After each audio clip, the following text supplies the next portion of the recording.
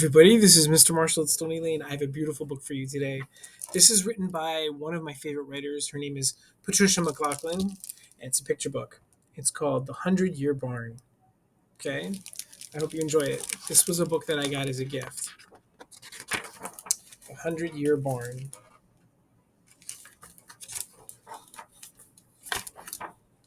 The 100-Year Barn was built one summer in our meadow with a small stream running through. It was built by townspeople, fathers and daughters, mothers and sons, grandmothers and grandfathers and friends.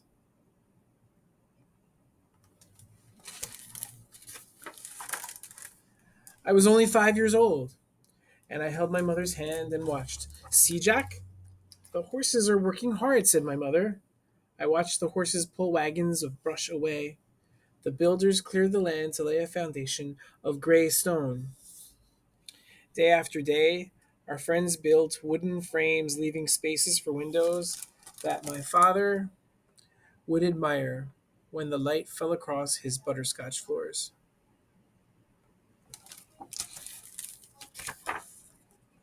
They raised the frames, side after side, up, and climbed tall ladders to bolt them tightly to the chestnut beams.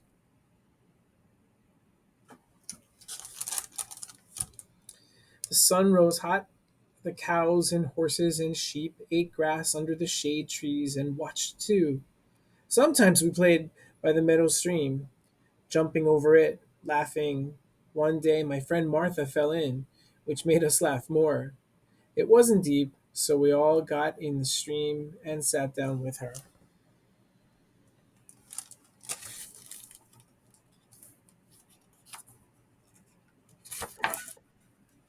My father, my father lost his wedding ring, a plain gold band. Everyone looked for it. I was the smallest and I found it in the grass. I put it in my pocket, but it fell through a hole. They searched for days. It was never found. Well, we're still married, my mother said to my father. My father smiled. Now I'm married to the barn, too, he said.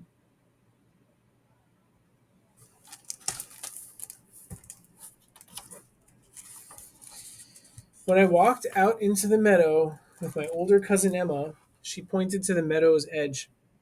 A red fox sat there, half hidden by the tall grasses. Swallows flew down and then up again, ice blue wings flashing in the sunlight. The swallows wait to nest in the barn, said Emma. The barn boards were nailed, the roof shingles were nailed. The sound of hammering echoed in the valley like the like the beat of music. And after many days, when the building was done, Emma climbed a ladder and placed a pine bough at the peak. Everyone cheered.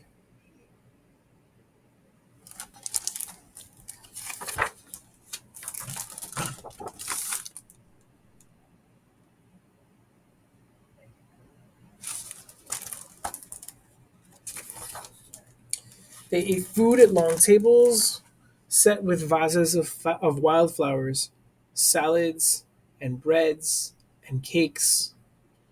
They drank cider made from my father's apples. After lunch, I fell asleep under the tables. The photographer took a picture of all those who helped to build the barn.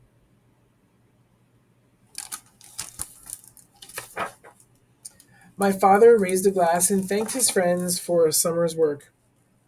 The barn will be called the 100-Year Barn, my father said. It may last 100 years or longer, and more than 100 of you helped build it. Cheers to you all. Later, my father would nail the photograph up on a barn wall. He wrote under the picture, The 100-Year Barn Builders, August 1919.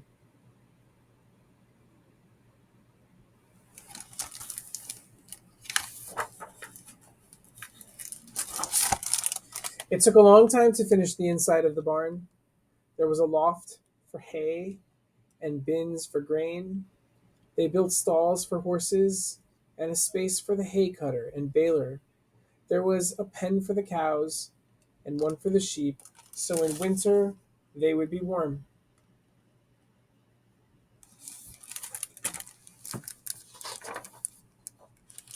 On the very last day of summer, the barn was painted red.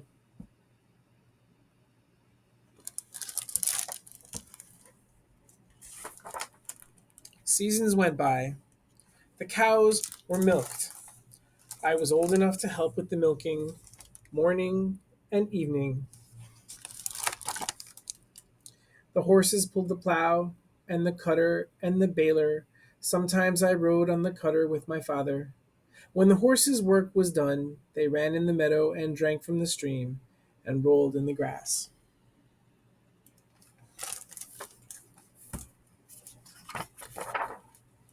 Barn lambs were born, and calves with snow white faces. They followed me in the field and ran when I ran.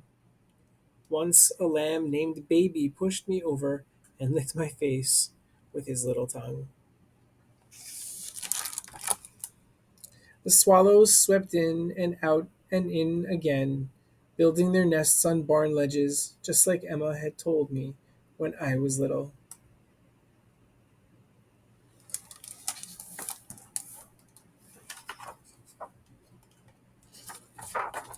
When the cousins came to visit, we slept in our barn in our sleeping bags, reading by lantern light and laughing in the dark. You tell scary stories, Jack, said one cousin. When it began to rain, a possum with a baby on her back sat in the doorway and waited for the rainstorm to end. We watched her until we fell asleep. The barn cat Tilly slept with us. Tilly sometimes caught mice, but when the mice played dead, she got bored. What fun was a dead mouse? She didn't care. She was well fed. She watched us make hay paths and houses in the barn. Sounds like this is everyone's barn, isn't it? More years passed. I grew older and went away to school and came back home to help with the farm.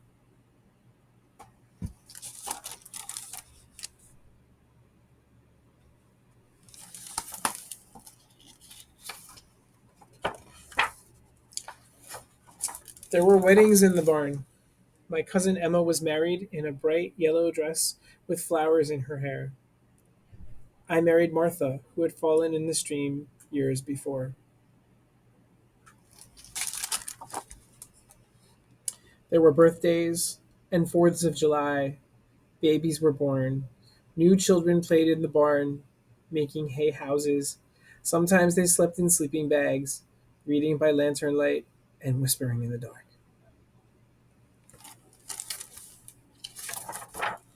The mice and barn rats watched them, and when the children slept, the mice crept up to eat crumbs of cookies and cake. Above them, a barn owl, high in the rafters, watched the children sleep and the scurrying of mice. More time passed. Tilly's kittens and grandkittens played in the hay and slept in the sun. Chickens strutted in and out of the barn like colorful queens pecking at grain. Joe, our hound dog, watched them.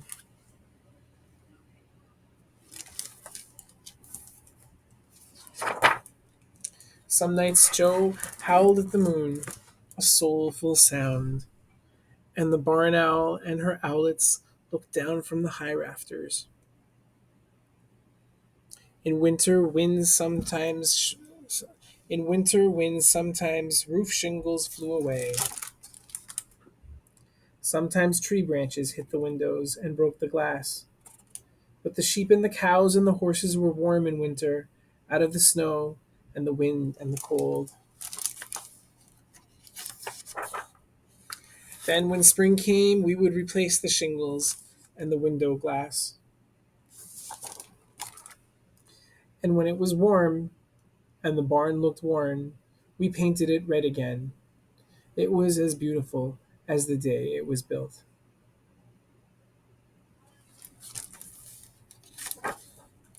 My father called you the 100-year barn, I said one evening, because you will stand for 100 years or more. It was a moonlit night, and I picked up the broom to sweep the floor.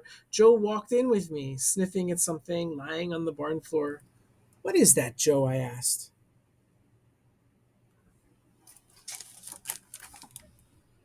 I looked down and picked up a nest made of sweet grass and the fur of animals. It had fallen from the rafters, and the moonlight shone on something small in the nest, something round, something gold, something I had lost many years ago, my father's wedding ring.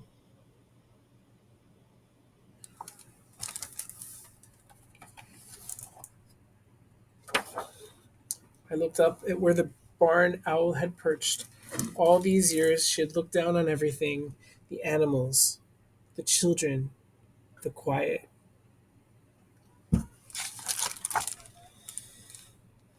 In the sun, in the dark. Maybe she saw something from long ago, safe for all these years in the barn. I put the ring on my finger and swept the floor, smiling. And before I left the barn to sleep, I hung the wedding ring on a hook beneath my father's photograph. Where is it? Right there. Right there. Beneath my father's photograph of the 100-year barn. And that's the end. What a beautiful story, right? How this barn kind of like grew old with the family, and the family loved it, and they loved each other. I'll see you next time.